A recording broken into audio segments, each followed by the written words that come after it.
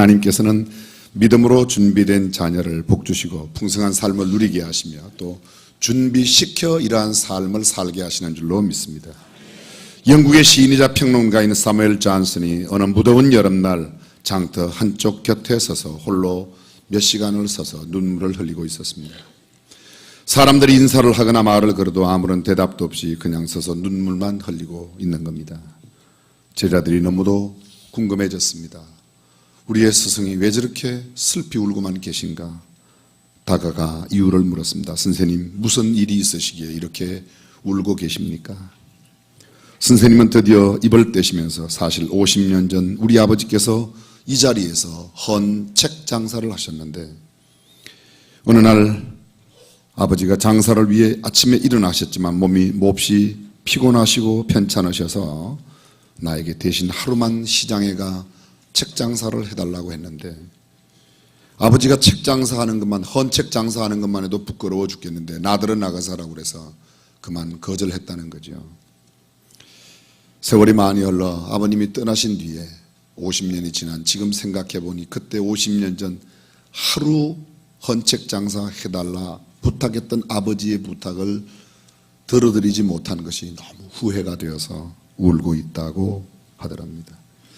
지난 후에 후회해도 소용없는 일이 수없이 많이 있지만 오늘을 살아간 우리도 역시 후회하며 살아가는 일이 한두 가지가 아닙니다.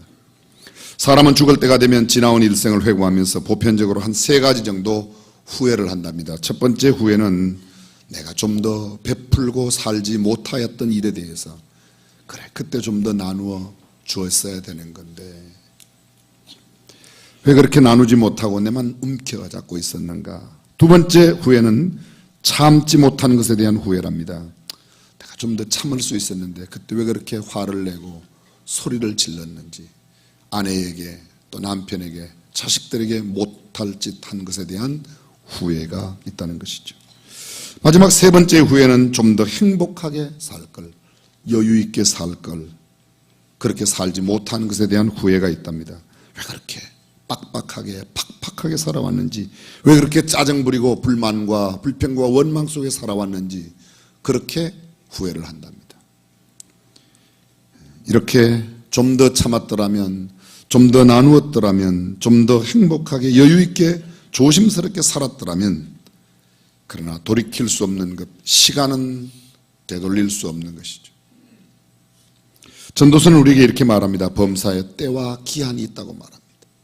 오늘 마태복음 25장, 이 본문과 함께 전에 나오는 24장은 예수님께서 마지막 일에 있어야 할 이른바 예수 그리스도의 종말론 가르침이십니다. 세상 끝날에 일어날 일을 기록하고 있습니다. 이 말씀은 매우 두렵고 무섭고 현실에 안주하려는 사람들에게 얼마나 중요한 엄청난 경고의 말씀인지 모르겠습니다. 신앙의 경각심을 갖고 산다는 것은 매우 중요하고 유익한 일임에도 우리가 경각심을 갖지 못하고 그저 그냥 그렇게 하루하루를 살아가는 경향이 너무도 많습니다. 세상 끝날에 그 누구도 저항하거나 거부할 수 없는 냉혹하고도 명백한 심판이 있다는 사실을 알지만 세상 그 어떤 사람도 기필코 이 두 부류 가운데 한 부류로 나누어진다는 사실을 알지만 우리는 심각한 경각심을 갖지 못하고 살기가 일쑤입니다. 그 두 부류는, 첫 번째 부류는 구원받은 사람, 영원한 복을 누릴 사람, 낙원으로 천국으로 가는 사람, 영원한 기쁨과 즐거움과 희락의 삶을 살아가는 사람, 이른바 믿음의 사람으로 분류되어 그 사람이 가는 곳, 성경은 이들을 가르쳐서 알곡이라고 말합니다. 오늘 성경 본문에는 이들을 가르쳐 슬기로운 5처녀라고 말합니다. 다른 한 부류가 있습니다. 구원받지 못한 사람, 영원한 형벌을 받을 사람, 음부와 지옥의 권세 속에서 지옥의 형벌을 면하지 못할 사람, 영원한 슬픔과 통곡과 애곡 가운데 살아갈 사람, 이 사람을 성경은 불신의 사람이라고 말하고 쭉정이라고 말하고 오늘 본문에서는 미련한 5처녀라고 말합니다. 10처녀 비유, 이른바 위선자와 불신앙의 사람에 대한 경고의 메시지가 엄중하게 담겨져 있습니다. 언뜻 보기에는 믿는 사람입니다. 구원받은 사람과 똑같습니다. 천국 백성인 것 같습니다. 알곡인 것 같습니다. 착하고 선한 사람처럼 보입니다. 그런데 실제로는 그렇지 않은 사람들이 있다는 말입니다.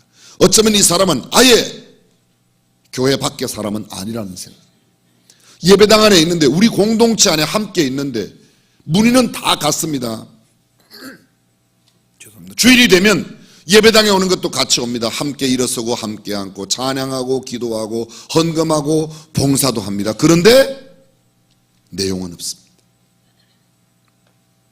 형식은 갖추었는데 내용이 없는 삶, 사랑이라는 겉모양은 가졌는데 속은 미움과 시기, 질투로 가득한 삶, 검사하고 넉넉한 가정의 모습은 가지고 있는데 그 가정 내막은 밤낮 싸우고 불행한 관계를 가지고 있는 모습, 외모와 학벌과 스펙과 직장은 남들 보기에 정말 좋은 것을 다 가지고 있는데 화려하고 근사한 모양은 다 갖추었는데 언제나 불안하고 초조와 긴장, 염려와 근심, 걱정 속에 불행하게 살아가는 사람, 여러분은 어떻습니까?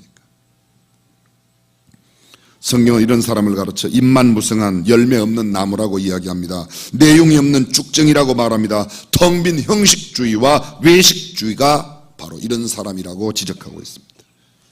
열천의 비유, 언뜻 생각하면 마치 처녀 10명이 함께 결혼하는 그런 합동 결혼식의 장면처럼 생각할지 모르겠습니다. 그러나 결코 그렇지 않습니다. 결혼하는 처녀는 한 처녀인데 이 한 처녀의 결혼을 함께 기뻐하는 그 처녀들의 친구, 물론 그리스도인으로 말하면 우리가 예수님의 신부로서 처녀의 몸으로서의 단장해야 될 걸 가르치고 있지만 이 본문의 내용은 그렇지 않습니다. 이해를 돕기 위하여 당시 팔레스타인, 오늘날에도 상당 부분 계승되고 있는 유대인 팔레스타인 땅의 풍속도를 잠깐만 설명을 드리겠습니다. 1907년에 이스라엘은 키부츠라는 게 생겨났습니다. 이른바 공동체입니다. 키부츠 공동체. 10가정, 20가정이 한 집단 공동체를 이루어서 함께 농사를 짓고 함께 여러 가지 사역을 감당합니다. 여기에는 비슷한 또래의 난 아이들을 같은 방에 키워요. 보통 한두 살 차이의 아이들은 큰 방에 함께 자게 합니다. 식당은 그 마을 공동체 안에 따로 함께 있습니다. 각자 자기 집의 식당에 있는 것이 아닙니다. 그래서 잠자리만 따로 하고 식당은 함께 옵니다. 어린아이들 키우는 것도 함께 합니다. 공부도 같이 합니다. 그리고 10명 이상, 10가정 이상 유태인 남자들이 함께 모이게 되면 반드시 세우는 회당을 만들어서 율법학교를 만들어서 그 율법학교에서 율법을 가르치곤 합니다. 이스라엘 사람들에게 있어서 가족이라는 개념은 우리의 가족 개념과는 약간 다릅니다. 우리는 가족이라고 말할 때 가장 중요한 게 피를 함께 나누었느냐가 중요합니다. 그런데 이 키부츠 공동체, 소위 이스라엘 공동체는 이렇게 함께 한 마을을 형성하고 살고 있는 사람들을 같은 가족으로 생각하는 겁니다. 그래서 거기에서 자란 사람들이 장성하게 되어 결혼을 하게 되면 어떤 가정의 처녀나 형제, 자매나 형제가 결혼을 하게 되면 마을 전체가, 공동체 전체가 자기의 결혼처럼 기뻐하고 즐거워하는 것이죠. 한 주일 동안 계속되는 결혼, 우리의 결혼은 날짜가 정해져 몇 년, 몇 월, 며칠, 몇 시, 어디에서. 그런데 이스라엘은 그렇지 않았다는 겁니다. 지금은 아마 몇 년, 몇 월, 며칠이라고 말하지만 예전에는 그렇지 않았어요. 올 가을 10월 말쯤 결혼하자고 그러면 그 날을 기다리는 겁니다. 결혼이 한 일주일 정도 남겨졌을 때 신랑 집에서 신부 측에 이제 다음 주에 결혼이라고 알려줍니다. 시간은 말하지 않습니다. 그럼 신부는 열심히 준비합니다. 신부와 함께 그 가족 공동체에 있는 모든 처녀들이 함께 집안을 청소하고 음식을 준비하고 모든 것을 준비하게 되죠. 신랑이 오는 날이 다가오면 신랑 집에서 그 시간을 알려줍니다. 그러나 정확한 시간을 알려주지 않고 아마 내일 저녁쯤, 모레 저녁쯤이라고 이야기합니다. 그 모든 신부와 신부의 모든 친구들은 다 준비하여 때를 기다리는 것이죠. 오늘 성경의 본문에 보면 이렇게 되어 있습니다. 그 신랑을 기다리고 있는 신부와 신부의 친구 처녀들이 기다리다가 다 함께 졸며 잤다고 말합니다. 신부도 신부의 친구들 다 함께. 근데 그 5명은 신랑이 올 때 맞게 되었고 5명은 신랑이 올 때 맞지 못했습니다. 한 친구의 신랑이 올 때 맞지 못했습니다. 어떻게 되었는가?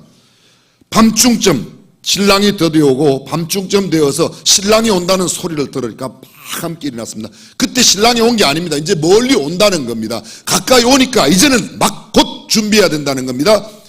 다섯 처녀가 일어나 보니까 등은 준비가 되어 있는데 기름이 없어요. 다섯 처녀는 등과 기름이 준비되어 있습니다. 기름이 떨어져가는 다섯 처녀가 기름을 가지고 있는 다섯 처녀에게 기름을 좀 빌어달라고 합니다. 그랬더니 이렇게 이야기합니다.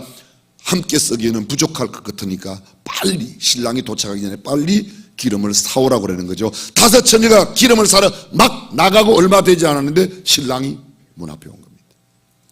신부가 나가서 신랑을 맞이해서 신부 집 안에 들어오면 그때 문이 닫히고 나면 더 이상 아무도 못 들어갑니다.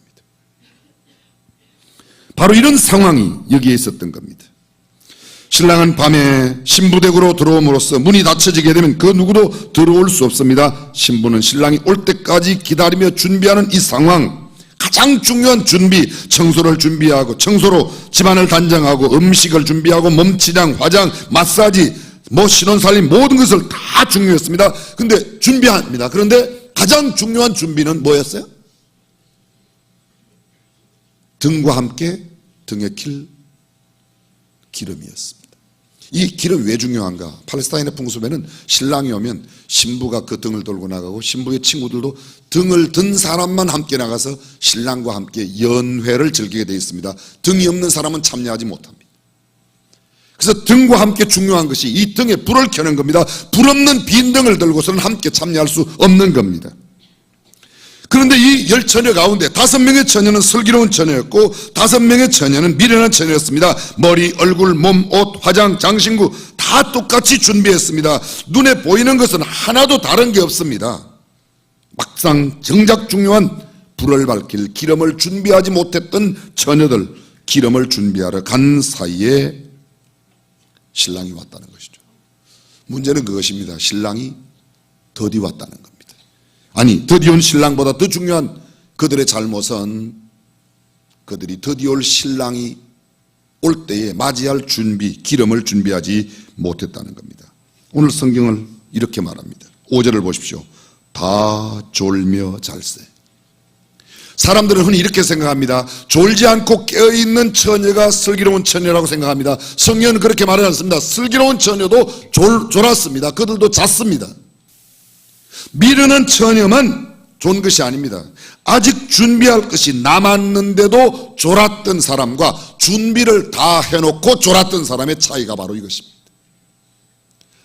졸지 않아서, 자지 않아서 지혜로운 게 아닙니다. 슬기로운 게 아닙니다. 함께 잤습니다. 함께 졸았습니다. 그런데 준비할 것을 준비하여 놓고 졸고 자는 것과 준비하여야 할 것이 있는데도 불구하고 준비하지 않고 졸고 잤다는 겁니다.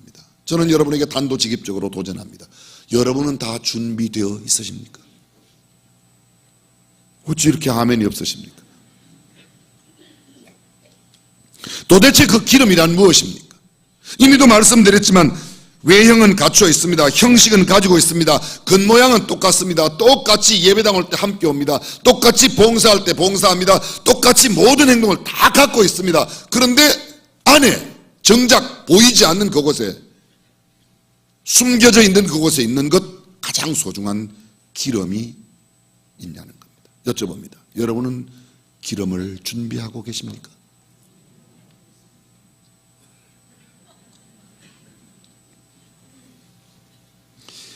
예수 안 믿는 남편과 사는 아내가 남편에게 예수 믿으라고 그러면 남편들이 주로 하는 말이, 당신 갈 때 잘하는 말 써보세요. 괜찮아요. 뭐예요? 당신 치마 자락. 근데 여러분 아십니까? 요새 치마가 잘 벗겨진다는 사실. 내 믿음으로 가는 겁니다. 아내의 믿음으로, 부모의 믿음으로 절대로 불가능합니다. 한국의 어떤 유명한 신학대학교 학장님 아들이 미국에 유학을 갔어요. 목사님 아들이 미국 유학을 갔습니다. 근데 미국에 아주 제대로 된 교수님을 만났나 봐요. 자네 예수 믿는가? 그랬더니 우리 아버지가 신학대학 학장님이십니다. 아니, 자네 아버지가 뭐냐고 물은 게 아니라 자네가 예수를 믿냐고 물어봤네. 저는 좋은 집안에서 태어났다는 것, 그것을 부정하지 않습니다. 아버지가 믿음이 좋은 사람, 장로님, 권사님, 집사님, 그것을 제가 책망하는 게 아닙니다. 그게 나쁘다고 하는 말이 아닙니다.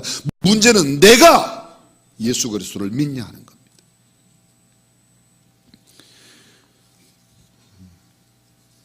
사람들은 그렇게 생각하지 않습니다. 여러분, 침례교회 가장 중요한 정체성, 침례교회 가장 중요한 정체성 가운데 하나가 뭔가 하면 Believers Baptism, 소위 믿는 자의 침례라는 겁니다. 지난 수요일 날 우리 돌보미 나눔이들 함께 나눌 때 이 말씀을 나누었습니다. 다른 교단에는 그런 게 없는가? 없는 교단도 많이 있습니다. 침례교회는 오직 예수 그리스도를 믿는 사람, 예수 그리스도를 구주와 주님으로 영접한 사람, 그래서 침례받을 때 꼭 물어봅니다. 예수 그리스도를 구주와 주님으로 영접했습니까? 아멘. 내가 그대의 신앙 고백에 성부와 성자와 성령의 이름으로 침례를 주노라. 참고로 말씀드리면 저는 장로교에서 태어났어요. 장로교 집안에서. 우리 아버지는 장로님이고 우리 어머니는 권사님이에요. 제가 태어날 때는 두 분 다 집사님이셨어요. 저는 믿는 집안에서 태어났으니까 우리 아버지 어머니가 저를 어릴 때 데리고 와서 유아 세례를 받게 했습니다. 유아 세례. 저는 유아 세례가 나쁘다고 말하지 않습니다. 침례교회는 유아 세례를 인정하지 않습니다. 오직 예수 그리스도를 구주와 주님으로 영접하고 고백한 사람들에게만 침례를 줍니다. 유아 세례는 어린아이의 신앙 고백이 아니라 부모님의 신앙 고백으로, 유아 세례를 받았다는 것은 믿음이 좋은 집안에서 태어났다는 좋은 축복입니다. 그러나 그것이 곧 나의 구원을 입증해 주는 것은 아니라는 것입니다. 어릴 때부터 교회에 열심히 다니는 것 얼마나 중요하네요. 성경을 줄줄줄 암송하는 것, 교회의 여러 가지 형식과 예식과 교회의 법칙을 잘 아는 것 얼마나 중요한 일입니까? 그러나 그것이 우리를 구원해 주는 것은 아닙니다. 형식은 다 가지고 있습니다. 오늘 미련한 5 처녀가 형식을 갖고 있지 않았던 게 아닙니다. 다 가지고 있었습니다. 그러나 하나가 없었습니다. 무엇이요? 성령이, 기름이 없었다는 겁니다. 기름. 여쭤보겠습니다. 여러분은 기름을 갖고 계십니까? 먼저 저는 이 말씀에 대한 정확한 몇 가지의 교훈을 함께 짚고 마지막으로 성령에 대한 의미, 기름에 대한 의미를 생각하려고 합니다. 첫 번째 교훈은 무엇입니까? 슬기로운 사람만이 천국에 들어간다는 겁니다. 슬기로운 사람이 어떤 사람이죠?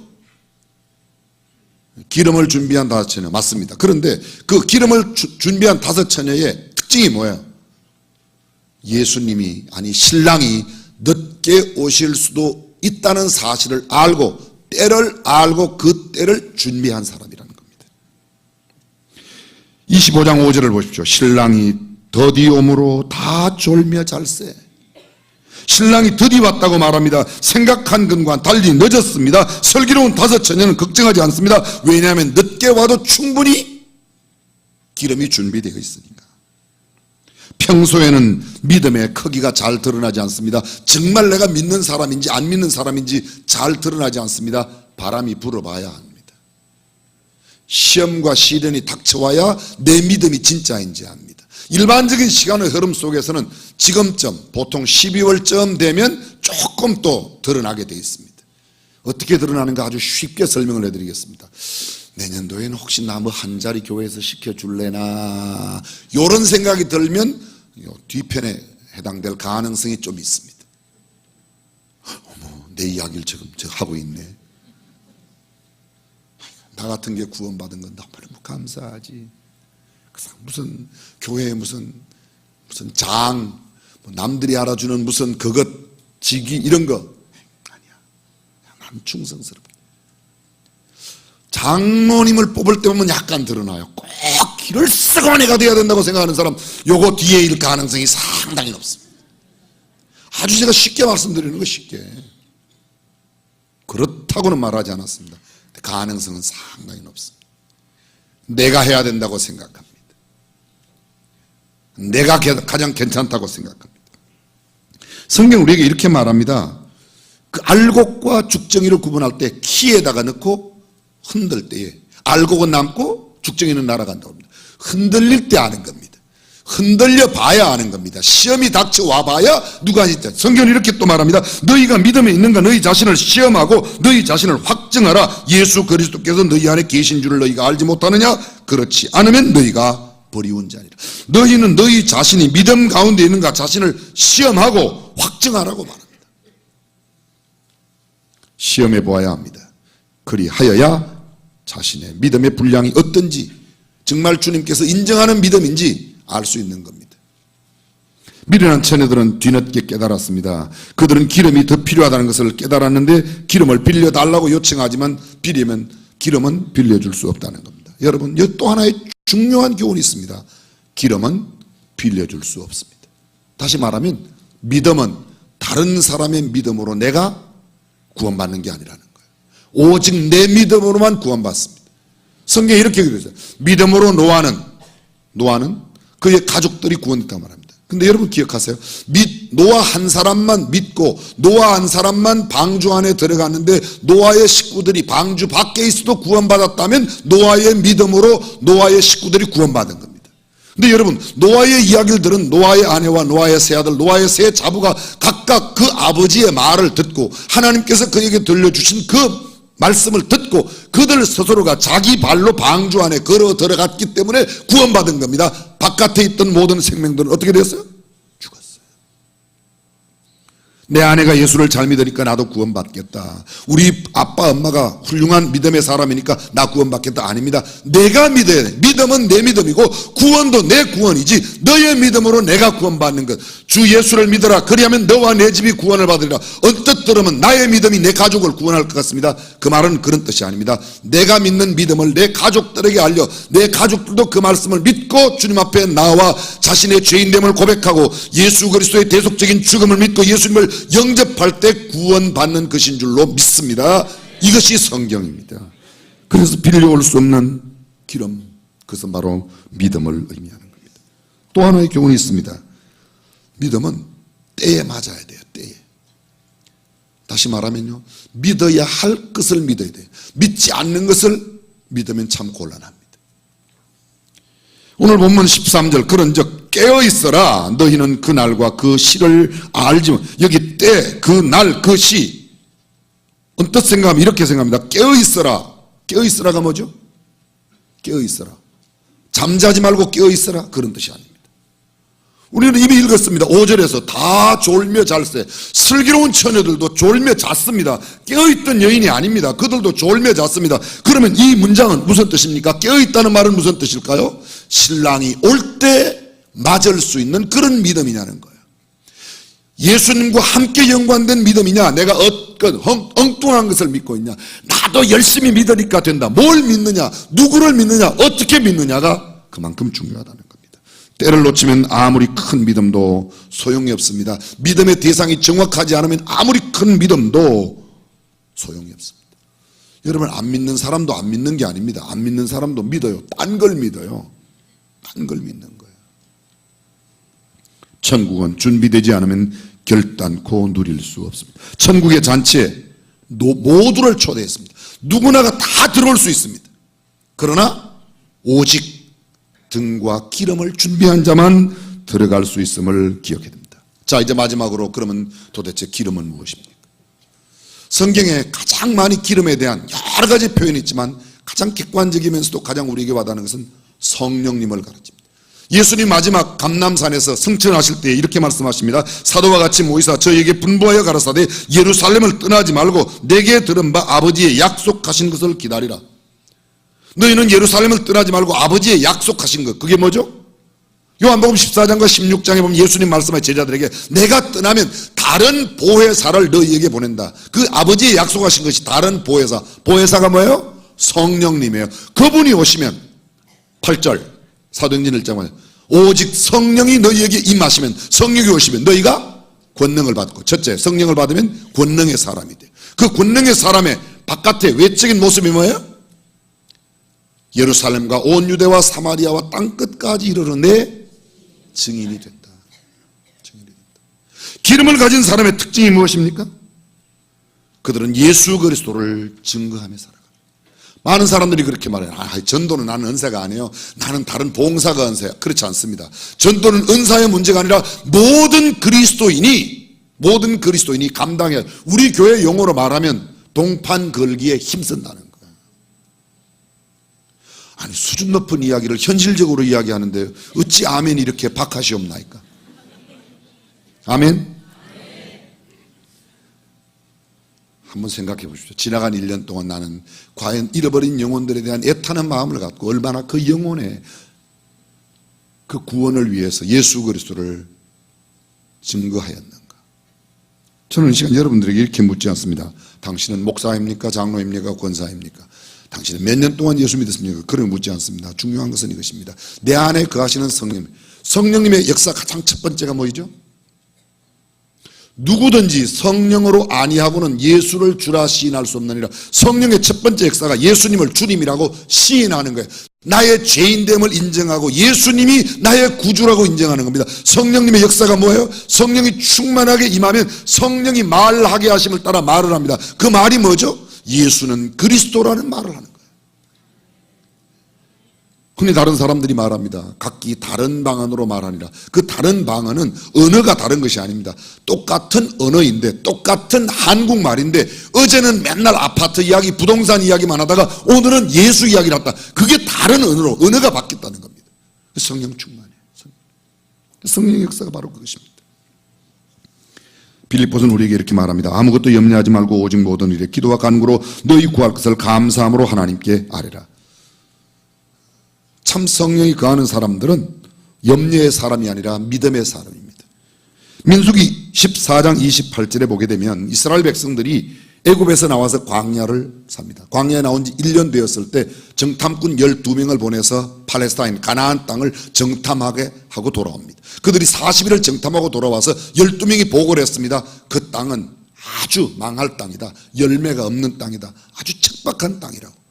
근데 요수아와 갈렙은 헤브론에서 난 큰 포도송이 하나를 막대에 끼고 둘이 어깨에 끼고 포도송이 하나를 약간 놀라는 신용을 해주세요. 여러분들은 얼마나 큰 포도송이를 보셨기에 전혀 이렇게 반응이 없으십니까? 포도송이 하나를 막대를 끼워서 두 사람이 메고 왔대요. 아마 포도 알맹이가 이거 혹시 이만했는지 모르겠습니다. 어마어마한 거죠. 근데 그 열매를 갖고 와서 이야기하는데도 10사람은 그 땅은 열매 없는 땅이라고 말합니다. 그 열매를 갖고 와서 이야기하는데도 그래요. 사람들은 그걸 믿어요. 참 신기하죠. 근데 여호수아 갈렙은 이렇게 말합니다. 저들은 우리의 밥이라. 그들의 신은 그들에게서 떠나갔고 여호와는 우리 편이라. 할렐루야. 약속의 말씀을 믿느냐 상황을 보느냐는 겁니다. 상황도 정확하게 보면 열매를 보면 알지. 열매 없는 땅에서 어떻게 두 사람이 메고 올 포도송이가 날 수 있겠습니까? 안 믿는 사람은 안 믿기로 작정한 것입니다. 믿음의 사람은 포도송이 없어도 믿습니다.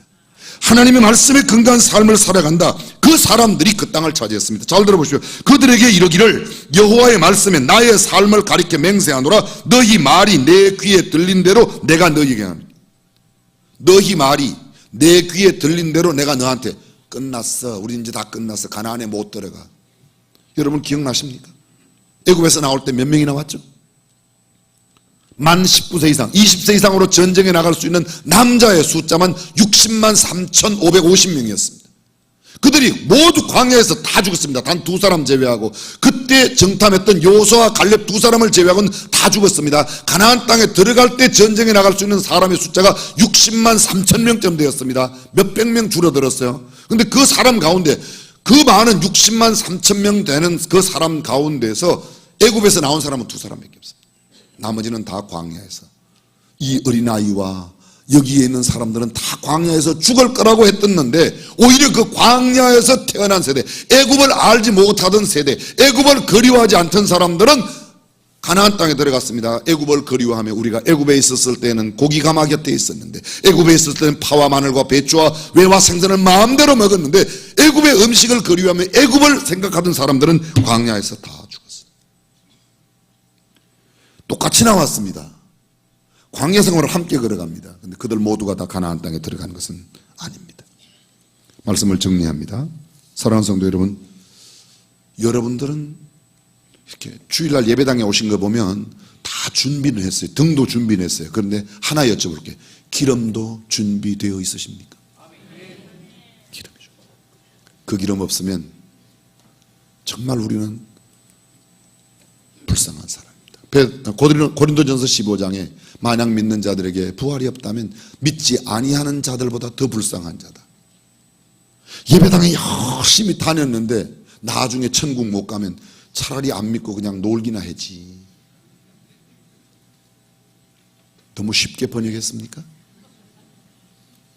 저와 여러분은 모두 다 등과 기름을 함께 준비하여 마지막 영광스러운 이 슬기로운 다섯 처녀와 같은 잔치 자리에 함께하는 주님의 신부가 되시기를 간절히 축원합니다. 기도하겠습니다.